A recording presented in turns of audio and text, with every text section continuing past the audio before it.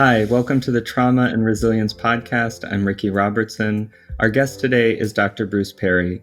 Dr. Perry has over 30 years of experience as a researcher, clinician, and teacher focused on young people's mental health and the neurosciences. Dr. Perry is the author of a number of books, including What Happened to You? Conversations on Trauma, Resilience, and Healing, which he co-authored with Oprah Winfrey. Welcome, Dr. Perry, to the program. Thank you very much. I appreciate the opportunity to talk with you.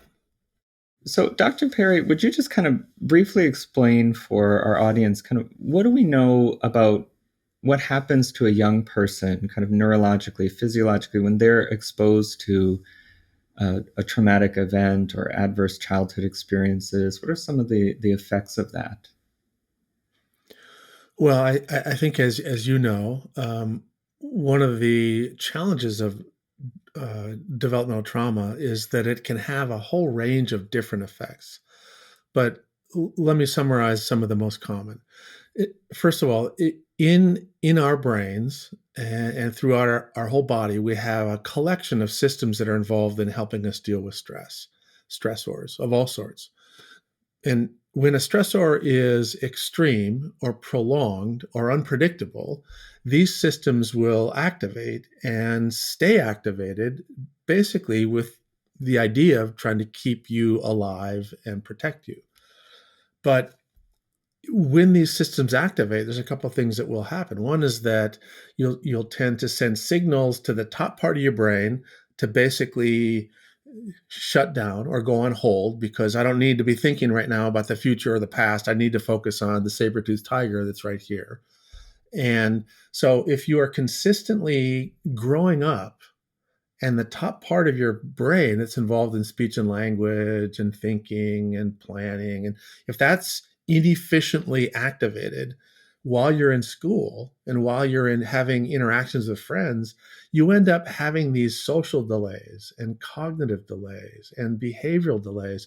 And so you chronologically get older, you get to be 7, 8, 9, and 10, but your brain has the experiences that would normally be for somebody who's 2, 3, 4, and 5. And so you begin to there's a gap that starts to develop between your chronological age and your developmental capabilities. And the bigger that gap is, the more it confuses the adult world because the third grade teacher expects you to act like a third grader, not like a first grader. And your friends expect you to act like a third grader and not a first grader. And then there are these secondary and tertiary problems. So children that have developmental trauma end up basically having a lot of gaps and delays in certain skills, social skills. Sometimes it's relational skills. Certainly it's in cognitive skills like attention and learning to read and mastering math. And then, of course, once that happens, you start to have all of these other issues. The other thing that happens is very common with developmental trauma is that the systems that are involved in alarm, the systems around attention and managing this, how you respond to sounds and sensory input, they get overactive and overly reactive. So you end up with sleep problems and you have sometimes sensitivity to touch, don't touch me. You end up with a lot of other behavioral problems that then compound themselves when the adult world looks at you and they go, oh, you have ADHD. Mm-hmm. And then they give you a medication and that doesn't help. And then they give you another medication. And pretty soon you're on multiple medications and you're still not that much better. And so there are a lot of emotional, behavioral, social, and academic problems that can emerge from trauma. I'm curious if we could to go back to the Dr. Perry who was in graduate school and medical school and studying young people's mental health. And I'm wondering what inspired you to focus on child and adolescent mental health and psychiatry early on when you were beginning your learning and professional journey? Well, my interest in development started long before I was in medical school. I actually was, as an undergraduate, randomly assigned to a freshman seminar series where freshmen would come in to Stanford and a group of 12 would meet every week with a senior faculty member. And I was, I guess, somewhat randomly assigned to Seymour Levine, who is the godfather of neuroendocrine stress research.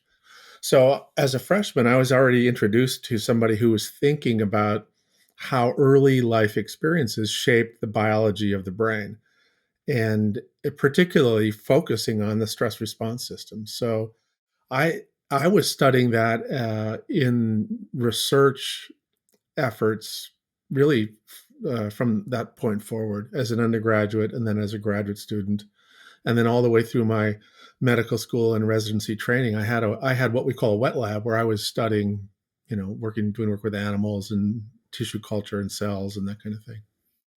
And so in your So oh yes. because of that, the people in medicine that I ran into were either neurologists or psychiatrists, and many of the pioneers in the neurosciences were psychiatrists. So I that's kind of my heritage, that I grew up as a developmental neuroscientist. Then I had the blessing of uh, running into lots of really good clinicians when I was training, and the combination of people who were studying development and were interested in the brain kind of led to the work that we do. When I think about supporting students and families and even educators impacted by trauma, I really do think it has to become kind of about building communities of care, which means the pediatrician and the mental health clinician and folks who are informed by researchers and clinicians and the educator kind of all come to the table. So on a micro and macro level, there's this way that as you were talking, I was thinking that connecting the dots is a lot about what's needed to address trauma and adverse experiences. What you say is so absolutely true, that the complex consequences of trauma, because they reach every aspect of human life, Yes. um, really are going to require every aspect of human life to be part of the healing process as well, whether it's sport or art or medicine or education. All of these big systems really are impacted by trauma and need to be part of the solution to address some of the consequences of trauma. You have to look at the collective care. You have to look at what Yeah. practices as a school, as a district, as a state are we putting in place to address the needs of the educators? Because educators are constantly told what to do. Rarely, if ever, are we asked what we need. And then when we are Yeah. asked what we need, is there follow through, right? Do we actually see a shift in the practices? And so I think that what you're saying is so important, because I meet educators who feel ashamed because they're experiencing burnout. And burnout is not a personal failure, it's Exactly. a systemic one. The heartbreaking part is, and you've seen this a million times, I'm sure, is that educators support other educators, right? And so Hopefully, when you yes. feel like you feel like you're letting down your your friends, your colleagues, when you try to meet your own fundamental needs. Oh, certainly. Yeah. And I meet educators that feel guilty for taking their lunch, let alone a day off. The best option is we take care of ourselves. The worst is we're in the pressure cooker and we have so much stress that we start to take it out on one another. And because so Right. many educators endure, I think, a significant amount of moral trauma in the work they do, which is that Yeah. they want It's to no do what doubt. is best, and then they find Yeah. themselves in a Yeah. system that doesn't allow them to do that. And I think, best case scenarios, they try to figure out ways to care for themselves and one another, and then worst case scenarios, they end up isolated, feeling alone, in environments that can feel really toxic. There can be a lot of gossip and cliques and exclusion that takes place. I mean, it can really change school to school. So you're a clinician, you're a researcher. How then do you end up, and I'm going to use this term, I know you didn't, but kind of a superstar in the world of education, right? That speaks to the fact that you were able to take something very complex, with a lot of research behind it. And then you were able to communicate it in a way that helped educators to understand it, to feel empowered, to give them tools. Your work around the neurosequential model. I've worked with different districts across the country that have schools that have implemented that and seen shifts and transformations among students. How did that happen where suddenly you end up, Dr. Bruce Perry, speaking to, pre-K to 12th grade educators specifically? Where was that moment or that shift? It's interesting that you asked that, because we're at a point as an organization, and I'm actually just part of a very big network of professionals and organizations that have been thinking about this stuff for a long time. So I kind of end up getting a little bit more credit for stuff than I should, which is not fair. But my interest in education really started a long time ago, particularly because of my interest in early childhood. And in early childhood, the early childhood educators were really at the forefront of bringing out to the public in a appreciation of the power of early childhood. And so from early on in my career, I kind of had some connection into the educational world really through early childhood. And the second sort of entree was really through sports. I mean, it's as weird as it sounds, my whole self-identity wasn't as an academic or anything else. It was really as an athlete. I mean, that's how I got into college, and that's what was important to me when I was in high school. And so our educational work really evolved because I went back to my hometown about mid-career. And I felt like I had enough content, and I did. I'd been doing a lot of clinical work, and we were talking about trauma and the impact on the brain and how that influences the way people think and feel and so forth.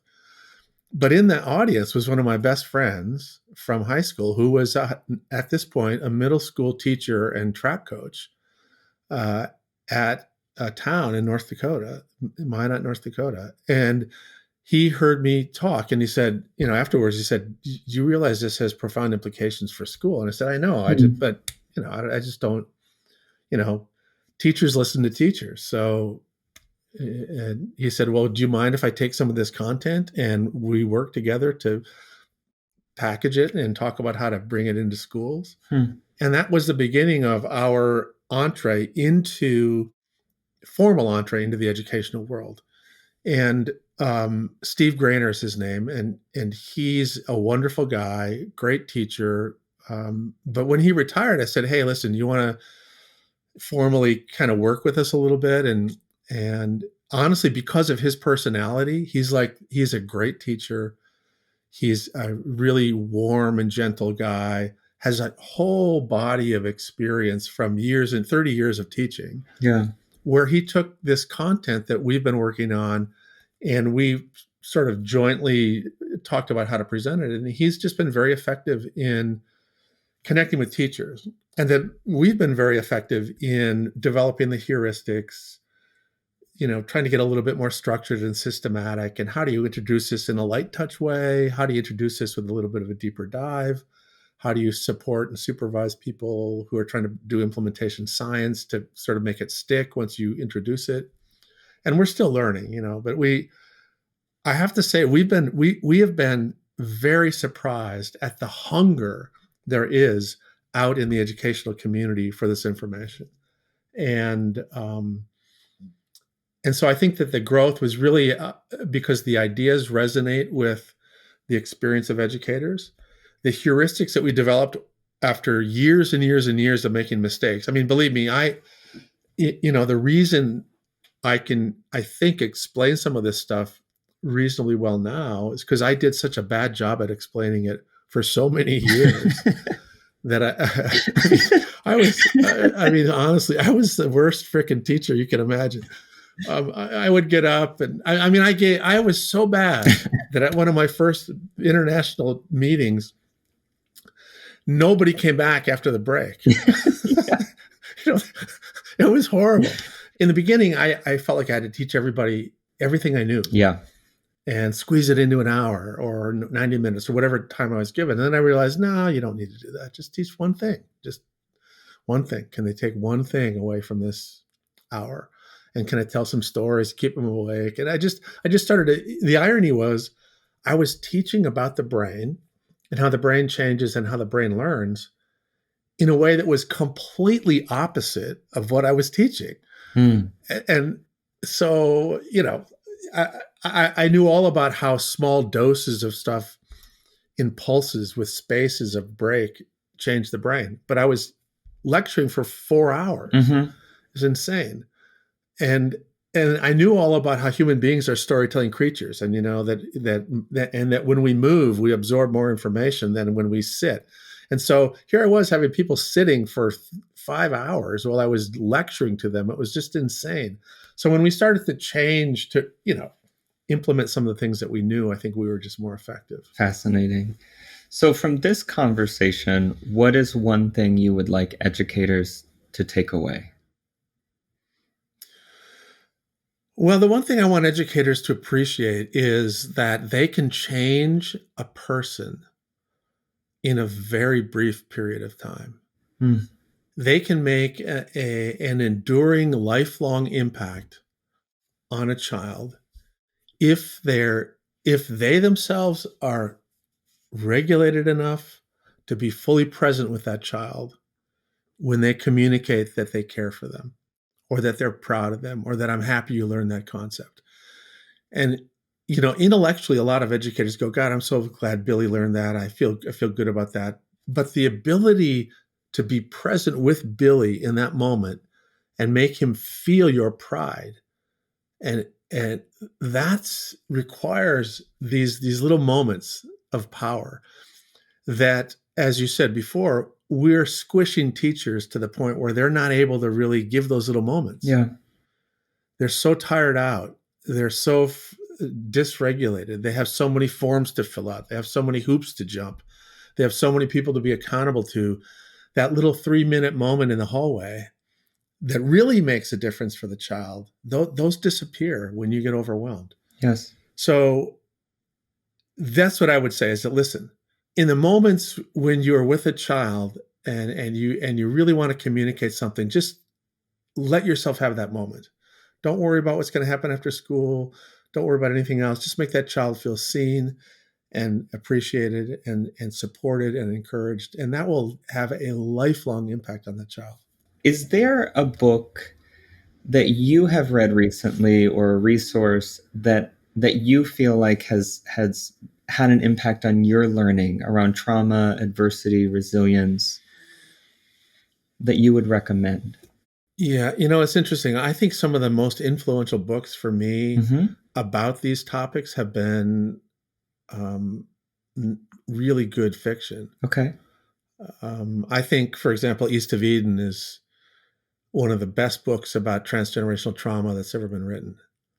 And if you start to read, and as you read things or as you see films, you'll begin to see, oh wow, he acts that way because something happened. And when you start to see the world through the lens of personal history and family history and cultural history, the present is a lot easier to make sense of. Yeah.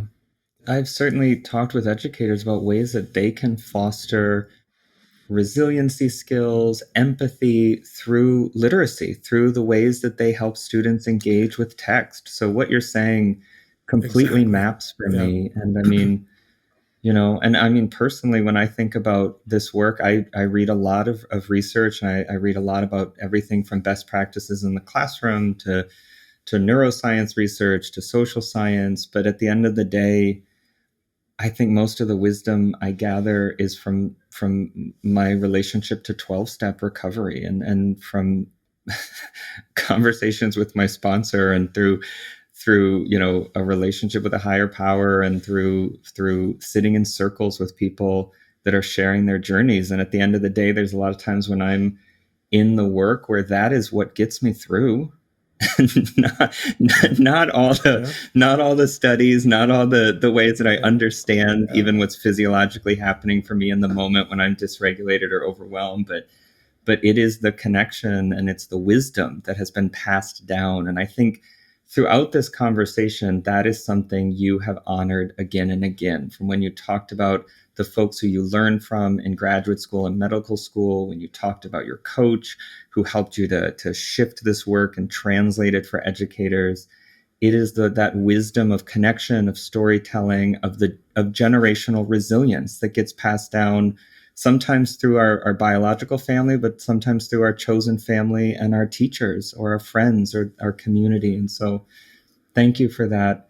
I have one last question. Over 30 years of experience in this work, it's a huge question, but what is one way that this work has changed you?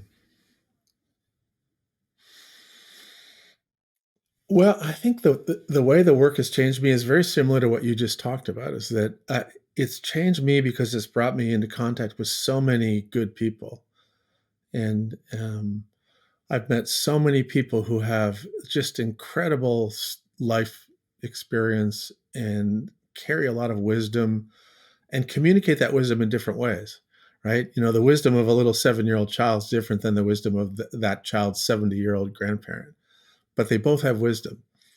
And it's I think what this work has really given me is um, just a continuous reminder to just shut up and listen, which which is you know something that is hard sometimes. But I think I'm a better listener because of all of this work, and it um, and I think in the end it serves me well to learn from the people around me. Thank you, Dr. Perry. This conversation has meant a lot to me, and you contributed a great deal. It's been an honor to listen and to share with you. For folks that are interested in learning more about Dr. Perry's work, we'll include a link to his books and his website in the show notes. And thank you, Dr. Perry. Take good care. It's my pleasure. Thanks for having me. The Trauma and Resilience series is made possible by a partnership between the National Education Association and WETA. For more information, please visit adlit.org/trauma.